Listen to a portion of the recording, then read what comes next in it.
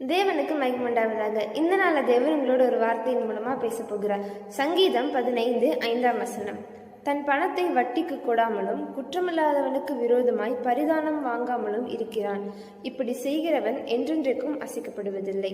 இன்னைக்கு தேவன் இந்த வார்த்தையின் மூலமா உங்க கூட என்ன பேச போகிறார் அப்படின்னா, நீங்க என்றென்றைக்கும் அசைக்கப்படுவதில்லை அப்படிங்கிறாரு. இன்னைக்கு நிறைய பேருடைய வாழ்க்கை, நிறைய பேருடைய குடும்பங்கள் அசைக்கப்படுதா? உங்களுடைய தனிப்பட்ட வாழ்க்கை அசைக்கப்பட்ட நிலைமையில காணப்படுதா?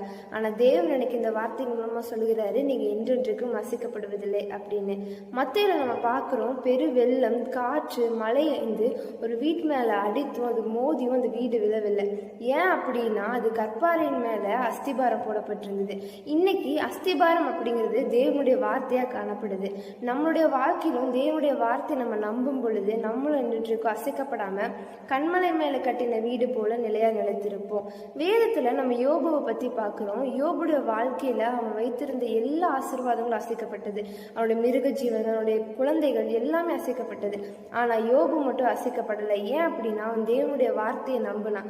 அதனால அவன் என்றென்றைக்கும் அசைக்கப்படாம நிலையா இருந்தான். அவன் அசைக்கப்படாம இருந்ததுனால, தேவனுடைய வார்த்தையை நம்பினதுனால அவன் இழந்தது எல்லாம் தேவன் அவனுக்கு திரும்ப இரட்ட தனியா தந்தாரு.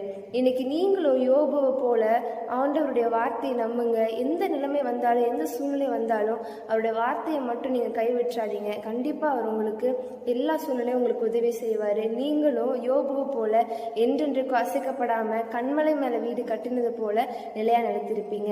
தேவன் தாமே இந்த வார்த்தையின்படி உங்களை ஆசீர்வதிப்பாராக. ஆமென்.